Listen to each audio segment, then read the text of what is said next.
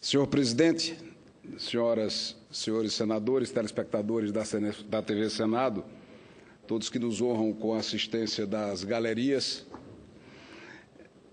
nós estamos vivendo um momento extremamente difícil do nosso país, mas não podemos, obviamente, nos distanciar do nosso dia a dia, da nossa rotina como parlamentar, no que diz respeito aos problemas do cotidiano das pessoas, das entidades, e é por essa razão que praticamente todas as semanas eu retorno à Paraíba para estar na capital, João Pessoa, ou estar na sempre querida e presente na minha vida Campina Grande, ou viajar pelo Sertão, pelo Curimataú, pelo Brejo, ou seja, pelas regiões todas do Estado. E não foi diferente esse final de semana, onde, na sexta-feira, e esse relato serve para fazer uma linkagem com todas essas medidas que estão sendo anunciadas pelo governo federal, desse mundo real dos brasileiros que sofrem no seu dia a dia, que aspiram dias melhores e que cobram de todos nós outros uma postura firme, determinada, corajosa, altiva, na defesa das mudanças que o Brasil tanto precisa. E já em Campina Grande, na sexta-feira, estive na Escola Técnica Redentorista, que estará completando 40 anos agora no mês de outubro e que forma jovens em diversos cursos técnicos, no exemplo de educação, senadora Ataídes, de curso profissionalizante, uma escola sem fins lucrativos, mantida pela Igreja Católica e que não consegue participar do Pronatec. É algo de difícil compreensão ter um programa como o Pronatec que não contempla a Escola Técnica Redentorista de Campina Grande. É um contrassenso, é algo inexplicável. E fica aqui o apelo ao Ministério da Educação que possa olhar para a Escola Técnica, que tem agora um novo diretor, o padre Luiz Vieira, que chegou à direção daquela escola em fevereiro deste ano. E nós estamos fazendo esse apelo ao Ministério da Educação para que o Pronatec possa atingir estas escolas pré-existentes ao programa intitulado Pronatec, para que esses jovens não sejam tolhidos no seu direito à educação. Na mesma sequência de visitas, fui à APAE, reencontrar com Margarida Mota Rocha, com todos que fazem a APAE de Campina Grande, e lá testemunhar também as dificuldades que a APAE enfrenta para levar o seu dia a dia à frente por falta de um apoio mais presente das instâncias do governo estadual, do governo federal, a despeito de todo o esforço que a Prefeitura de Campina Grande vem fazendo para apoiar a APAE daquele município.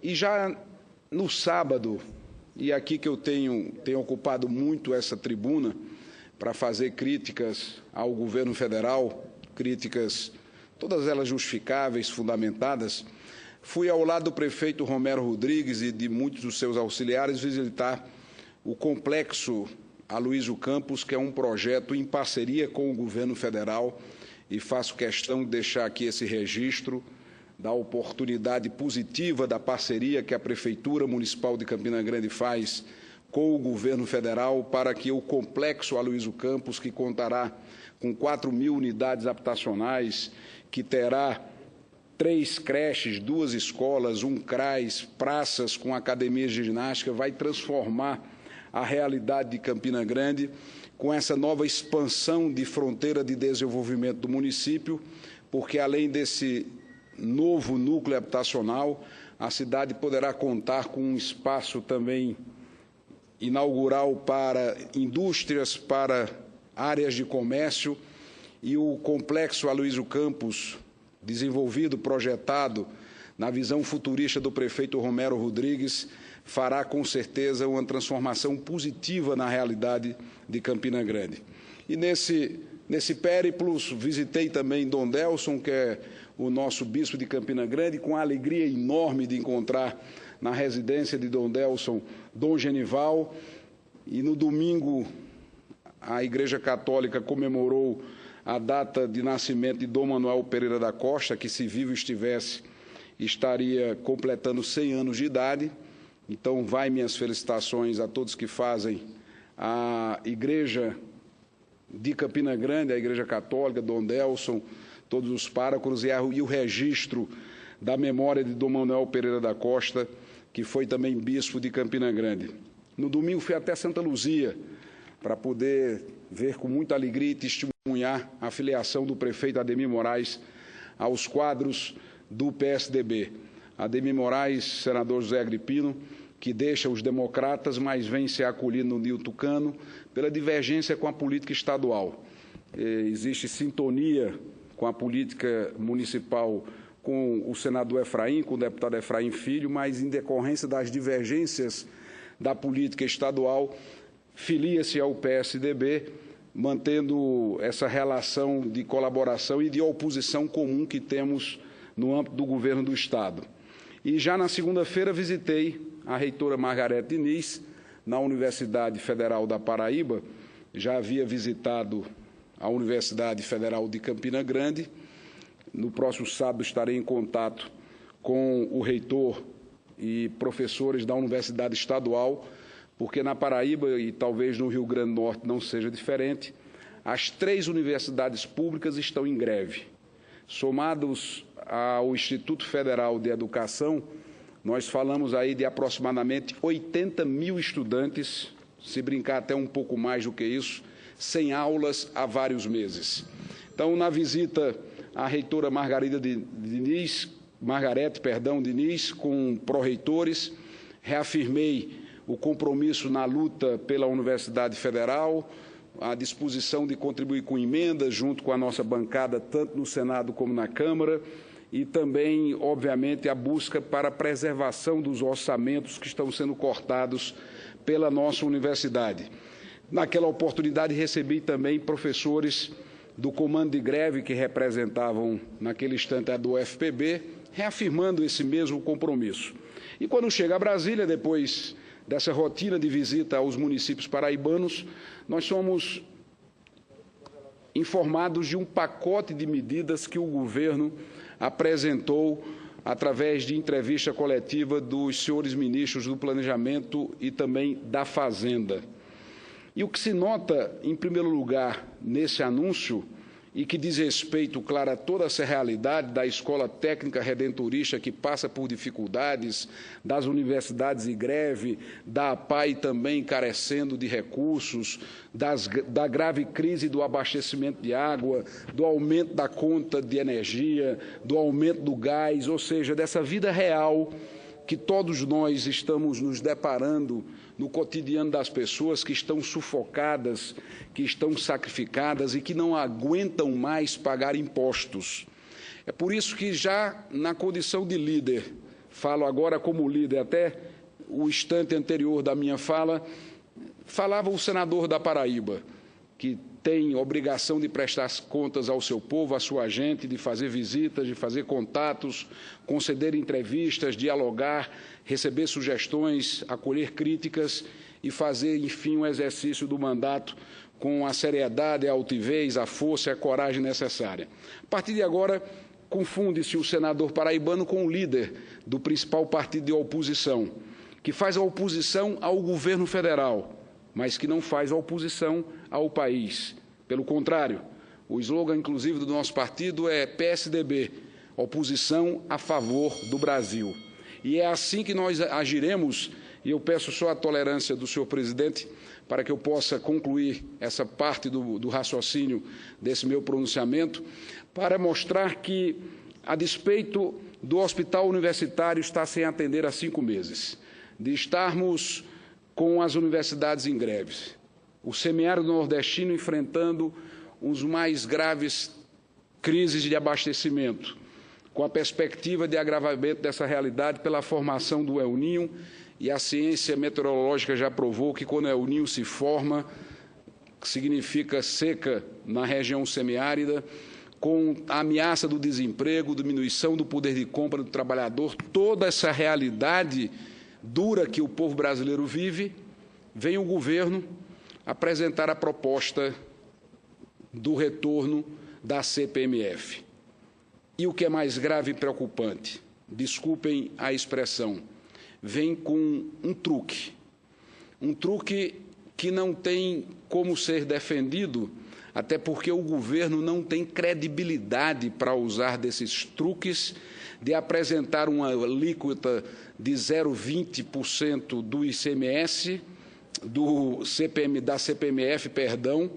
ICMS é um ato falho porque o governador da Paraíba, Ricardo Coutinho, sem nenhum debate na Assembleia, fez majorar o ICMS para gasolina e para produtos importados, o IPVA de 2% para 2,5% e o ITCD, que é o Imposto sobre Transmissão de Doações e também de herdeiros, de 4% para 8%. Um tarifaço que dobrou na Paraíba e a Assembleia usou, o presidente da Assembleia, junto com o governador Ricardo Coutinho, usou sua maioria política para massacrar a oposição.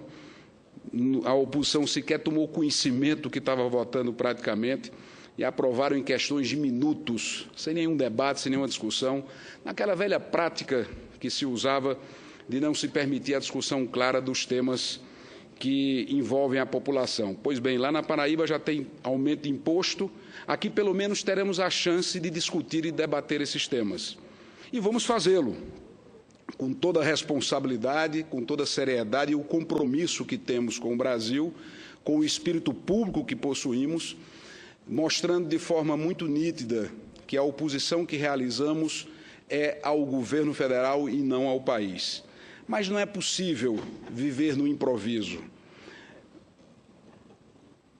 Me foi perguntado hoje pela imprensa o que é que o PSDB acha das propostas apresentadas pelo governo.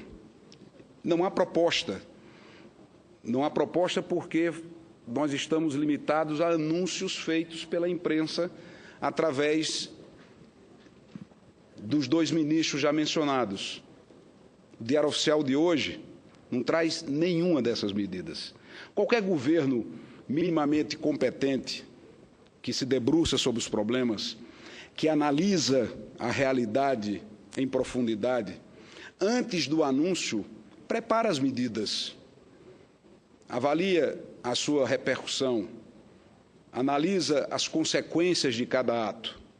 Mas o improviso é tanto que o que se viu foi apenas um anúncio e eu acordei hoje cedo, crente que no Diário Oficial nós poderíamos tomar conhecimento a miúde das propostas, mas, tal qual minha surpresa, o Diário Oficial não traz uma única medida. Permite uma parte, senador? Com muito prazer, senador Zé Agripino. Com a aquiescência do presidente, senador Carlos Cunha Lima, o que mais me causa indignação é que um governo em crise como está o da presidente Dilma, parece que querer tapar o sol com a peneira e fala em criação ou recriação da CPMF para arrecadar 32 bilhões de reais para equilibrar a Previdência, como se isso significasse a solução da Previdência. Ela não tem a sinceridade com o país de dizer, bom, eu quebrei o país, ok, minha culpa, agora eu vou propor aqui soluções definitivas, as reformas estruturantes. Fazer o que o David Cameron está fazendo na Inglaterra. Não está aumentando carga tributária nenhuma, está fazendo a Inglaterra, o Reino Unido, crescer pelas reformas estruturantes, que é o que ela deveria ter feito no passado e perdeu a oportunidade de propor no presente. E agora fica com arremedos, com meias solas, e querer agora que a gente dê um crédito de confiança ou entregue um cheque em branco a um governo que não merece mais nem credibilidade, nem o respeito da sociedade. Então, é muito difícil para nós apoiarmos um governo que nem pelos deles, pela base deles, é apoiado. Então, eu quero me congratular com Vossa Excelência, eu estou inscrito, eu vou fazer uma manifestação também sobre este assunto, vou recuperar tudo aquilo que ao longo de muitos anos eu venho dizendo dessa tribuna e fazer uma retrospectiva sobre as razões da crise e dizer do porquê é que eu não acredito que com a presidente Dilma o país vá se reencontrar. Vossa Excelência, me concede uma parte? Agradeço o senador José Agripino, na sequência terei prazer em ouvi-lo, senador Randolfo, apenas para fazer um breve comentário à parte do senador José Agripino. De fato, diante tantos problemas que o governo brasileiro vive, um dos mais graves é a falta de credibilidade. Não há problema de um governo não ter popularidade. Quantos e quantos governantes do Brasil e do mundo já conviveram com períodos longos de baixa popularidade, o que é inerente até mesmo à própria atividade pública. O que não se consegue conviver, a não ser que se pague um preço altíssimo, é um governo que não tem credibilidade. E o grau de improviso que o governo demonstra ter é impressionante. Essas medidas de ontem só foram anunciadas, tenho certeza, porque o país perdeu o grau de investimento. Se o anúncio da agência Standard & Poor's tivesse ocorrido daqui a mais 2 semanas, esses anúncios não teriam ocorrido ontem, porque eles sequer estão prontos. Eles foram alinhavados na emergência da madrugada do sábado para domingo, para amanhecer a segunda-feira com alguma resposta ao país, dado o deblaque que se verifica na nossa economia. Então, tudo isso é muito preocupante, mas o PSDB mantém sua postura de responsabilidade. Tão logo tenhamos, sim, uma proposta, porque até agora só temos um anúncio de intenções, vamos nos debruçar sobre cada uma delas para aprimorar o que puder ser melhorado, rejeitar aquilo que deve ser rejeitado, tudo em absoluta sintonia com a sociedade, que já demonstrou de forma clara, de maneira irrefutável, que não aceita mais pagar impostos. Escuto com prazer o senador Randolfo e, na sequência, ouvirei com igual prazer o senador Ataídes. Senador Cássio, de igual forma ao senador Agrippino, eu também irei daqui a pouco à tribuna, para tratar do mesmo tema, que obviamente, por óbvio, é o tema que todos os colegas senadores estão tratando aqui. Não encontrei ainda alguém que defenda a incoerência das medidas apresentadas ontem. Vou tratar por incoerência, vou citar uma, senador Cássio Cunha Lima. Teve aumento de tributo, criação de outros tributos, CPMF. Aliás, retorno de velhos tributos, no caso do CPMF. Entretanto, uma das medidas diminui o IOF, o Imposto sobre Operações Financeiras. Essa medida vai beneficiar principalmente a quem? Aos bancos, a quem está no mercado financeiro. Então, veja a incoerência e veja a escolha, senador Cássio, que o governo faz. Ou seja, reduz o imposto para o capital financeiro, para os bancos, que têm lucrado muito com a maior taxa de juros do planeta, e, em contraponto, restaura, traz de volta o fantasma da CPMF, que vai ser pago por quem? Vai ser pago pela classe média e pela classe trabalhadora. Vai ser a dona de casa, quando for comprar 1 quilo de farinha na feira, for comprar 1 quilo de farinha no supermercado, que vai pagar a CPMF. Ou seja, imposto para os trabalhadores e para o mercado financeiro, a redução de tributos. A incoerência total de medidas, e é a opção errada em momento de crise, as medidas estão sendo tomadas. Agradeço, senador Randolfo, a colaboração da parte de Vossa Excelência. Eu acredito que as medidas como um todo, elas vão merecer de todos nós uma análise responsável, muito detida, mas com uma visão muito clara que dificilmente a CPMF sequer chegará ao Senado Federal, porque muito provavelmente ela será derrubada já no plenário da Câmara, uma vez que trata-se de uma proposta de emenda à Constituição e que exige um quórum muito elevado e, por tudo que estamos acompanhando e assistindo no Brasil, pouquíssima chance da CPMF ser aprovada pelos deputados na Câmara Federal. Eu escuto com prazer o senador Ataídes Oliveira.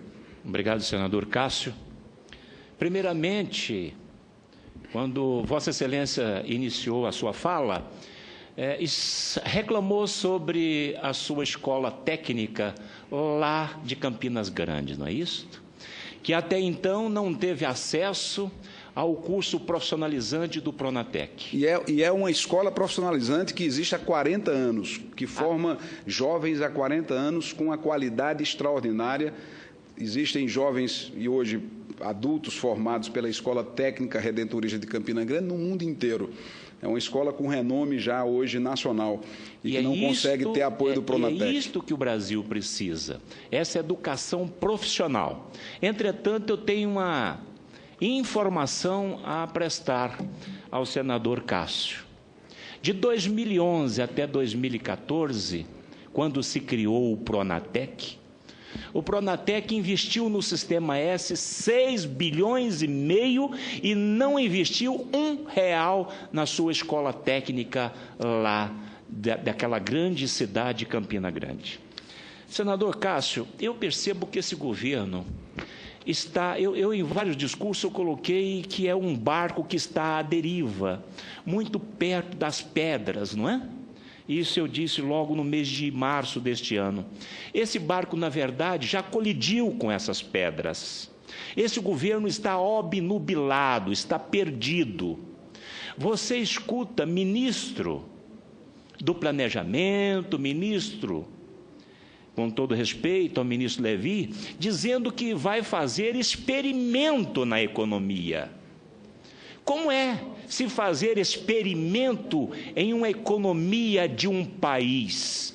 Nem mesmo na sua economia doméstica você não pode fazer experimento. Então, eu também vou daqui a pouco a essa tribuna exatamente para falar sobre essa exposição dos dois ministros ontem sobre essas medidas adotadas. Muito obrigado, senador. Eu agradeço, senadora Thaídes, a parte de Vossa Excelência, sobretudo a referência específica à Escola Técnica Redentorista de Campina Grande e o padre Luiz Vieira, que assumiu a direção daquela escola em fevereiro deste ano, está com a mão na cabeça, porque a escola que já conseguiu atender em priscas eras 1.200 estudantes, caiu para 800, hoje são pouco mais de 400 estudantes que estão matriculados na escola técnica. Há um desafio enorme no Brasil a ser vencido, mas não será, senhor presidente, e concluo minha fala agradecendo a generosidade e a tolerância de Vossa Excelência em prorrogar o meu tempo, permitindo-me conceder os apartes que foram solicitados, que o Brasil vive uma situação muito grave, que é preciso muita responsabilidade, eu tenho usado essa palavra de forma insistente, mas com a postura que assistimos de próceres do governo, de parlamentares que ocuparam ainda na tarde de hoje, com provocações tolas, com avaliações equivocadas, o próprio Partido dos Trabalhadores, na sua agência de notícias, enquanto o governo caminha numa direção, o partido trabalha em outra direção oposta, nada disso contribuirá para superarmos as dificuldades que o país vem enfrentando. O que vai ficar claro e que fique dito de forma enfática, para que de maneira eloquente a população brasileira saiba que o PSDB não vai apoiar qualquer medida de aumento de impostos, de crescimento da carga tributária, por várias razões. Pela falta de credibilidade do governo, por tudo que foi visto durante o processo eleitoral, pela fragilidade das medidas de corte. Hoje, o jornal Diário de Pernambuco, eu não sei se eu consigo mostrar aqui na câmera da TV Senado, mas o Diário de Pernambuco traz uma manchete simplesmente genial, porque uma imagem muitas vezes fala mais do que 1000 palavras. E é esta a manchete do jornal Diário de Pernambuco, com uma foto, não sei se a câmera consegue focalizar, é essa foto, com o ministro Levi, com esse gesto de 2 polegares, de 2 dedos muito próximos, dizendo o corte que o governo faz.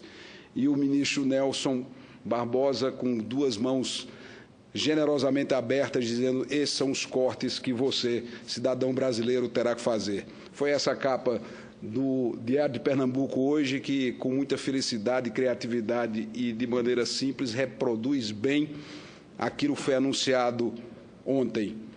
O governo faz um corte desse tamanho e exige da nação brasileira, de você trabalhador, um sacrifício desse tamanho. O PSDB estará aqui, junto com outros partidos da oposição, como os democratas, para lutar contra isso, em defesa da sociedade, em defesa do trabalhador, em defesa dos empresários, dos estudantes, que não aguentam mais pagar a conta da incompetência desse